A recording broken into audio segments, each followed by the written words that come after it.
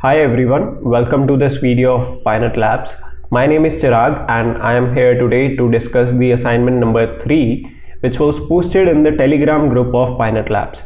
These assignments are a part of $100 giveaway. So if you too want to participate in such giveaways, make sure you join the Telegram group from the link given in the description. So let's get started. Let's see what do we have in this assignment number 3. So here's the assignment in the front of the screen, and it says that configure the topology given below to fulfill the requirements given in the task. So it is asking you to prepare a topology like this, where you have 2 routers, 2 switches, then some end devices and servers. Then the task 1 says design the topology and configure IP addresses as shown in the topology. And task 2 is to configure the default route to provide reachability between R1 and R2, which is considered as the ISP. And task 3 is to make 1.0 network, 192.168.1.0 network communicate with the internet with the help of port address translation. So let's get started. Let's see how can we configure such type of a practical lab.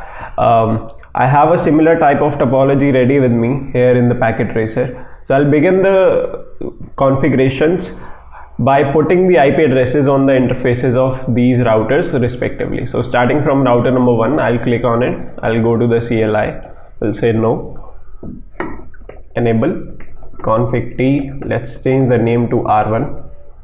Then on interface FA0/1, I'll put the IP address 192.168.1.1 255.255.255.0. No shutdown.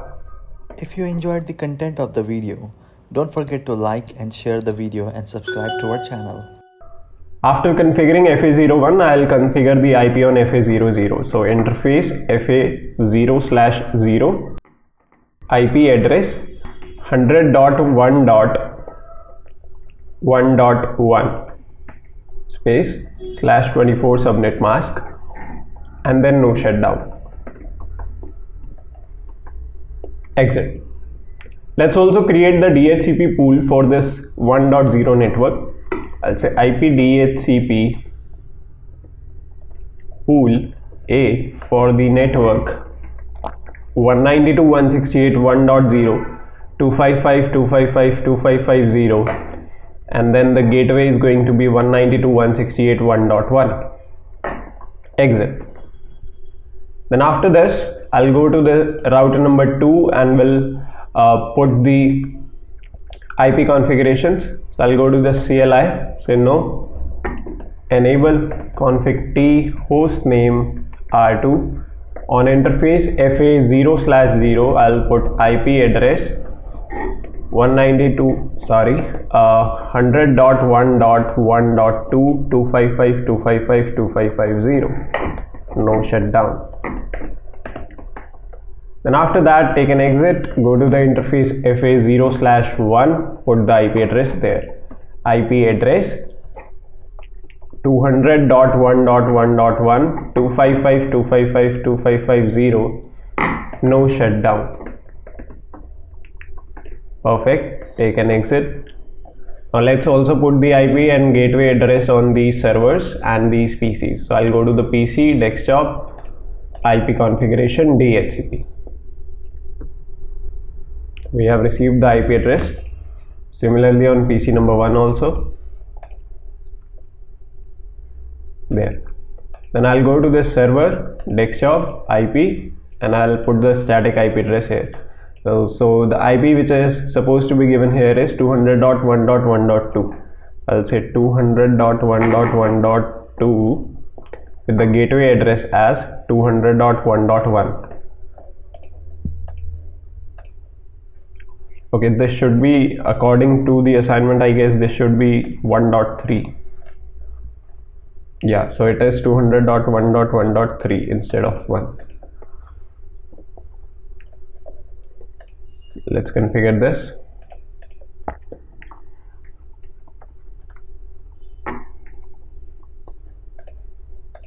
Okay, so I'm done with the task number 1, which says design the topology and configure IP addresses as given in the topology. So it says design the topology and configure IP addresses as shown above. So we are done with that. Now we have to just move to the task number 2, which is configure default route to provide reachability between R1 and R2. So we'll put a default route from R1 towards R2. So let's go to R1 and say IP route 0.0.0.0 space 0000 space the next hop IP. So that's how you configure a default route. You don't define any particular network, instead you say 000. So that means any network with any subnet mask should be sent to the next hop as 100.1.1.2, which is the IP address of ISP router. We are putting a default route towards our internet router. Enter. That's all. Now if I check show IP route, if I run this command to check the routing table, I will see a default route here, which is via 100.1.1.2. Let's see what is the next task. Next task is to configure port address translation to make private network 1.0 communicate with the internet. Internet means basically in this topology these two servers, or basically the network 200.1.1.0. So let's check if we have the reachability there or not. I'll go to the command prompt and let's say if I try to ping 200.1.1.2,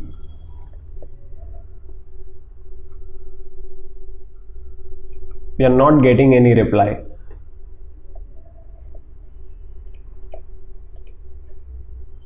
There. So all of our packets got dropped. Now if I go to router instead and say ping 200.1.1.2, so we are getting the reply. Now the question is, if my router is able to communicate with these servers, then why my PC is not? Like PC will give the packet to router, then router is able to communicate, then why are we not getting the reply here? And the answer to that is because router 2 is not aware of the source IP address. The packet will have the source IP as 192.168.1.2, right, which is the IP address of PC 0.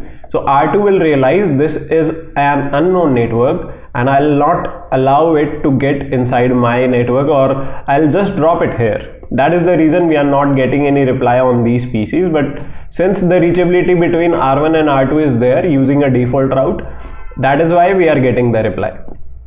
Now what we are going to do here is we'll be putting PAT configurations on R1 so that the network 1.0 can communicate with the internet, which is basically 200.1.1.0, with the help of network address translation, so that my private range 192.168.1.0 can get translated to these public IP addresses, just for an assumption.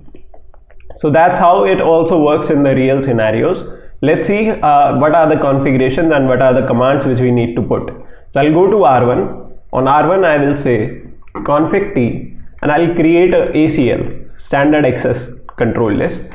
So to define the private network, so I'll say access list, let's say 10, permit which network, 192.168.1.0. then it asks you about the wildcard mask, so 0.0.0.255. Wildcard mask are basically the inverse of the subnet mask which you give with any particular network. So since the subnet mask is 255.255.255.0, the wildcard mask should be 0.0.0.255. After defining this access list, I'll create a NAT rule. I'll say IP NAT inside. Inside is used for the network which we are basically referring as the private network. So IP NAT inside. Now we will tell this that what is that particular network using the access list which we have created. So we will say IP NAT to the network address translation for this private network which is there in the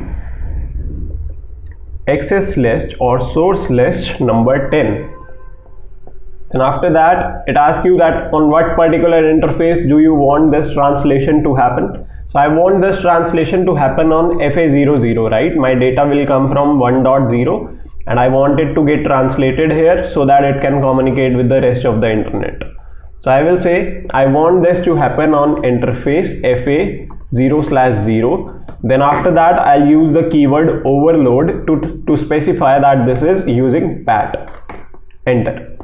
After creating this NAT rule, you also have to apply it on the interfaces for the inside network and the outside network. To make it easier, you can understand it in a way like inside is your private network and outside is your public network. So on interface FA01, we are facing the private network, right? So we will say IP NAT inside, enter, exit. On the FA00 of R1, this particular interface, we are facing the public IP or public network. So we will go to interface FA00 and we will simply say IP NAT outside, enter. That's it. That was the whole configuration. Now let's go to the PC again, command prompt, and let's try to ping 200.1.1.2 again.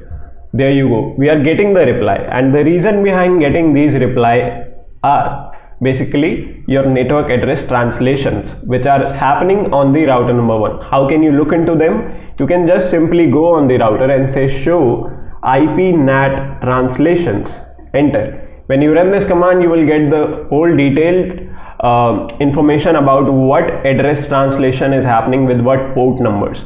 So that is how you can look into the details about the translations, and also now your devices are able to communicate with the internet.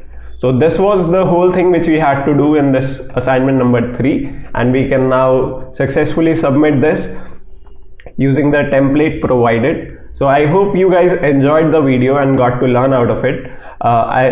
I really hope you guys are participating in such giveaways as it helps you to brush upon your skills. So thank you so much for joining in. Take care. Bye bye.